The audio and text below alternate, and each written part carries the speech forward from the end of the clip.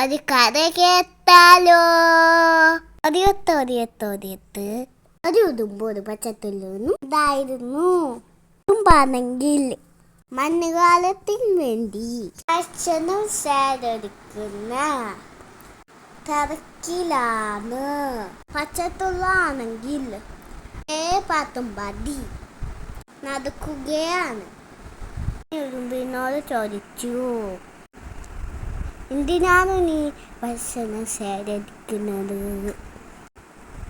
പണിയെടുക്കല് നീട്ടിയിട്ട് ജീവിതം ആസ്വദിക്കൂ.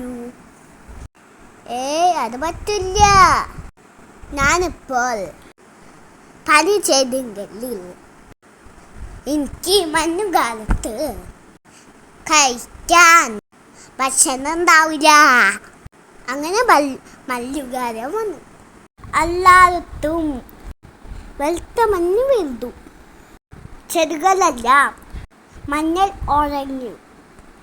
പച്ചത്തുള്ളാഴ്ച ഒന്നുമില്ല. അവസാനം ചെന്ന് വലങ്ങി ഉടുമ്പിൻ്റെ തെറ്റി.